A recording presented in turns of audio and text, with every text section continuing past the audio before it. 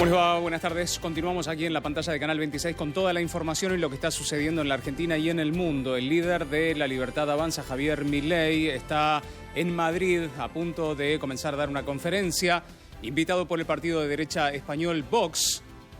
Había participado ya de un encuentro el año pasado de forma virtual, esta vez de forma presencial. Habla Javier Milei en un encuentro de la ultraderecha del viejo continente en España. El surderío nos contamina la vida, cómo buscan destruir nuestra sociedad, cómo buscan arruinar nuestras vidas convirtiéndonos en esclavos. En ese sentido, lo primero que tenemos que tener claro es que allá en 1989 se cayó ese muro, el muro de la vergüenza, y aplastó a los zurdos. Y sin embargo siguen contaminando nuestra sociedad. Y eso es muy a pesar de que aquellos países que son más libres crecen el doble que los países reprimidos. Aquellos países que son más libres tienen un PBI per cápita que es 8 veces más grande que el de los países reprimidos. No solo eso, ellos que tanto hablan de la desigualdad, los países libres, el decil más bajo, es 11 veces más rico que el del país reprimido. No solo eso, sino que además el decil más bajo está mejor que el 90% del país reprimido. Hay 25 veces menos de pobres en el formato estándar, 50 veces menos en el formato extremo. La gente vive un 25% más. Y además, ellos que se jactan de los derechos que consiguen, los países libres tienen más derechos políticos que los que supuestamente dan ellos.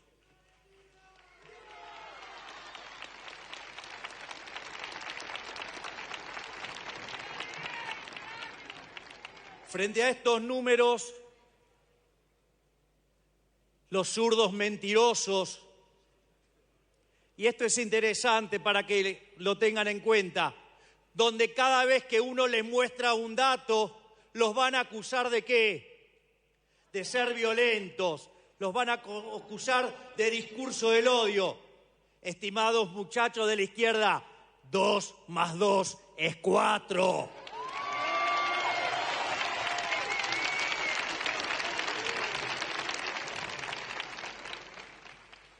Y muchas veces, cuando uno plantea esta cuestión de evidencia cuantitativa, dice, pero no, son países que son culturalmente distintos, que tienen elementos distintos, personas distintas. Y la realidad es que la evidencia también los contradice. Porque cuando uno mira la experiencia de Alemania, la Alemania occidental, la Alemania capitalista progresó y sin embargo la Alemania comunista se hundió. De hecho, el muro en realidad verdaderamente mostró la caída del socialismo no en 1989, sino cuando lo tuvieron que construir en 1961. Es más, esa triste historia está narrada por una canción de un compatriota de ustedes, Nino Bravo, que se llama Libre y que justamente cuenta la historia de Peter Fetcher cuando intentó salir de ese horror que es el socialismo real.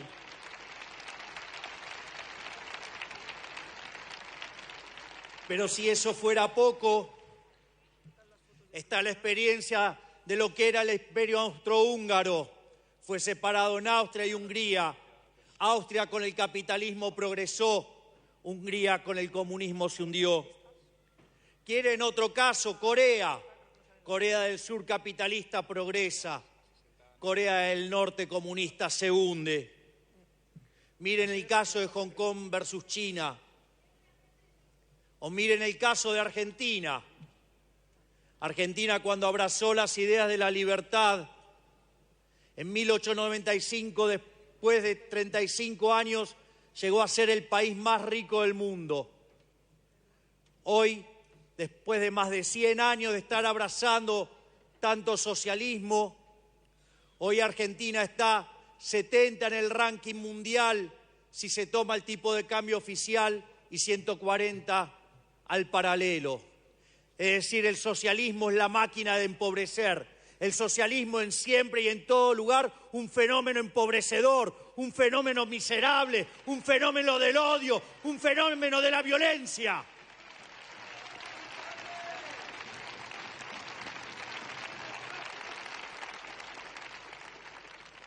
Y en este contexto, donde todo lo que tocan lo arruinan y lo empobrecen, decidieron trasladar la batalla y la lucha de clases desde la esfera económica a otros aspectos de la vida social para ir inoculando esa basura que es el socialismo.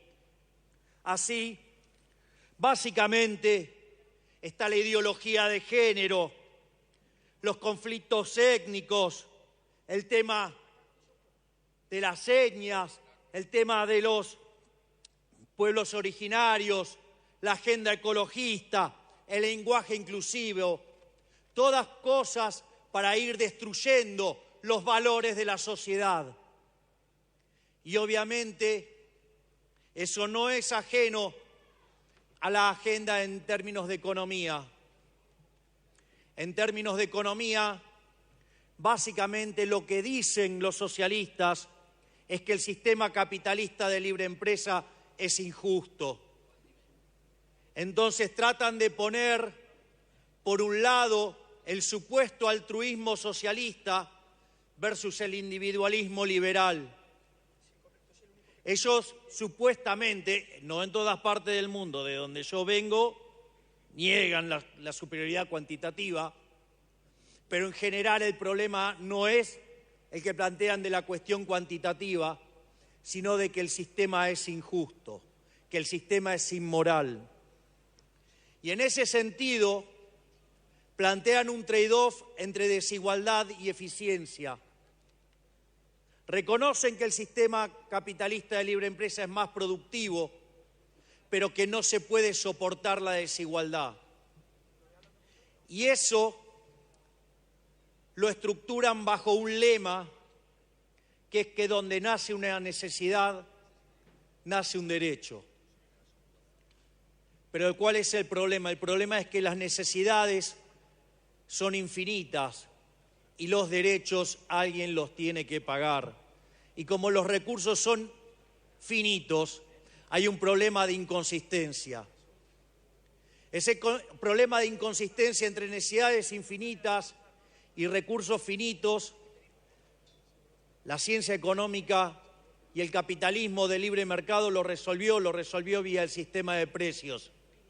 Sin embargo, a los socialistas, que se caracterizan por su violencia, no les gusta y entonces lo quieren recomponer y reconstruir vía la acción violenta del Estado, con esa idea de la justicia social, una idea violenta e injusta porque implica tratar desigualmente frente a la ley a la gente, implica quitarle a uno para darle a otro. Pero la contracara de esta locura, y es la experiencia que vengo a contarles, es que esto se manifiesta en un profundo desequilibrio fiscal. Entonces, en primer lugar, recurren al endeudamiento. El endeudamiento es una política absolutamente inmoral, porque implica que la fiesta de hoy se la vamos a pasar a nuestros hijos, a nuestros nietos, a los que no votan y a las personas por nacer, aun cuando ellos quieran matarlos dentro del vientre de la madre.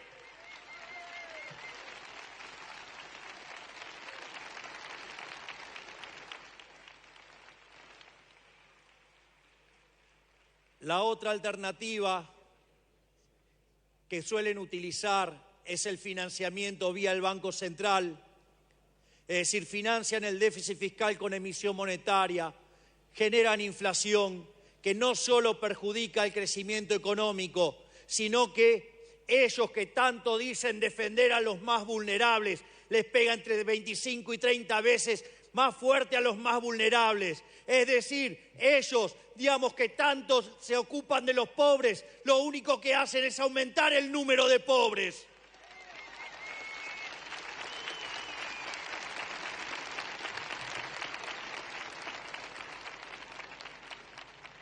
Y una vez que agotan estas fuentes irregulares, como es el endeudamiento, como es la emisión monetaria, recurren lisa y llanamente a la violencia que implica el cobro de impuestos. ¿O de dónde creen que viene la palabra? Impuestos a punta de pistola, coerción. Nadie los paga voluntariamente. Y en ese sentido, en la medida que van subiendo los impuestos, va apareciendo el Estado presente y todo lo va destruyendo y el desempeño de los países cada vez es peor.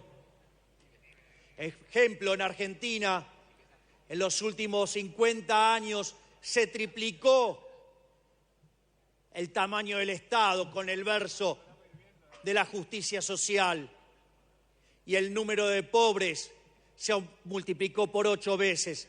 Es decir, que el socialismo es una máquina de generar pobres.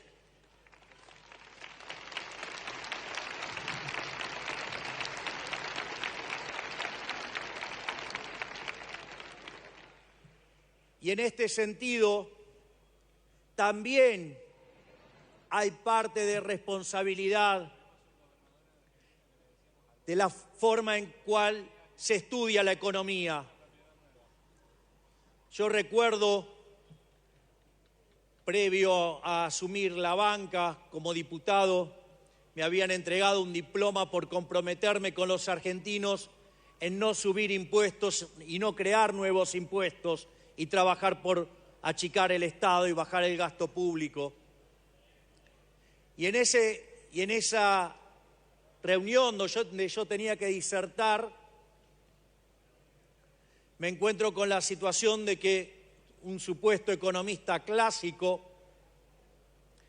decía que lo único que justificaba la intervención del Estado era la presencia de fallos de mercado. Reflexión sobre la que yo tengo para decir que los fallos de mercado en realidad no existen y que cuando ustedes se encuentren a alguien hablando de los fallos de mercado, lo primero que habría que sugerirle es si no está el Estado metido en el medio molestando, interfiriendo y causando daño.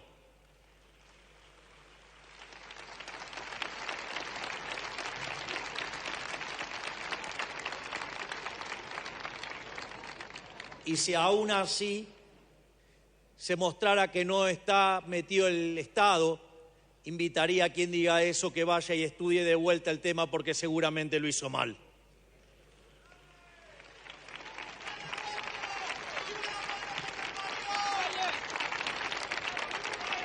Pero el eje central por lo cual les comento esto y que tiene que ver con los grandes riesgos que implica el socialismo y es el comportamiento dinámico que esto implica. Ya en su libro Intervencionismo, el mito de la tercera vía, Mises decía que no había soluciones intermedias, que solamente existe el capitalismo de libre empresa y el socialismo real. Y siguiendo la lógica de camino de servidumbre de Hayek, cualquier intervención que se haga, lo que va a suceder es que conduce a más socialismo, porque cuando aparece un supuestamente iluminado desde la poltrona diciendo que el mercado falla, lo que está diciendo es que no sabemos tomar nuestras propias decisiones y que ellos las pueden tomar mejor que nosotros. Y eso es falso, porque no son omniscientes, no son omnipresentes, no son omnipotentes, no son Dios. Los políticos no son Dios.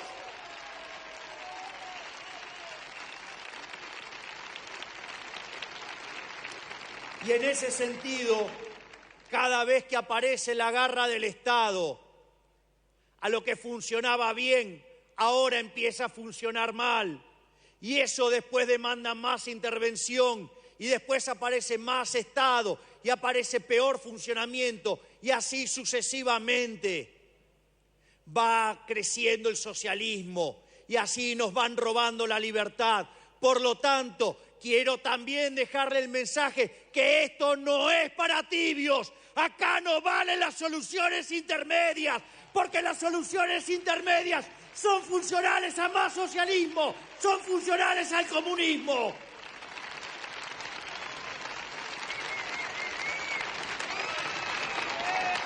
Y finalmente, para ir cerrando, el surderío se arroga una supuesta superioridad moral. Les voy a contar que eso es falso.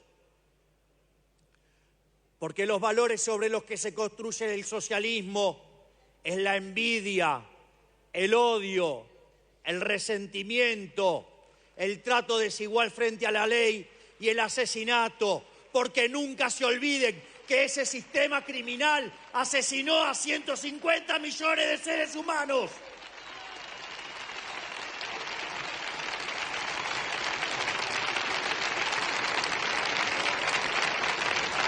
Mientras que por otro lado venimos y le proponemos el sistema de la libertad, como fue definido por el máximo prócer de las ideas de la libertad en Argentina, el gigante profesor Alberto Venegas Lynch, hijo, que dice que el liberalismo es el respeto irrestricto del proyecto de vida del prójimo, basado en el principio de no agresión, en defensa del derecho a la vida, en defensa del derecho a la libertad, en defensa de la propiedad privada, cuyas instituciones no solo son la propiedad privada, los mercados libres, la libre competencia, la división del trabajo, la cooperación social, y donde solamente es posible ser exitoso sirviendo al prójimo con bienes de mejor calidad a un mejor precio.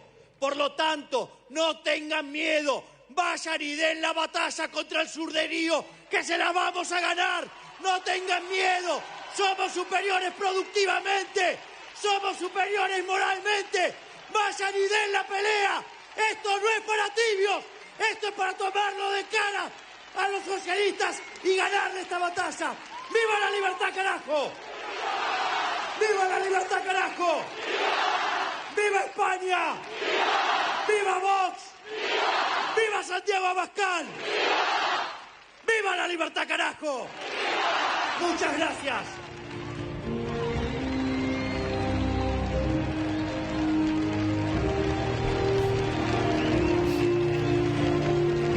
Javier Milei, ahí lo estábamos viendo, sus palabras frente a más de 30.000 personas, convocado por el partido de derecha español Vox, en Madrid, España, junto a otros líderes de la ultraderecha del viejo continente que también expondrán a lo largo de estos 2 días de encuentro que se están desarrollando en Madrid, sábado y domingo. Reproduciendo nosotros aquí las palabras de Javier Milei, haciendo hincapié en la libertad justamente como punto ideológico en la política, en Europa, y también haciendo referencia a la Argentina. Continuamos en la pantalla de Canal 26, pausa y ya regresamos con el turismo y la hospitalidad.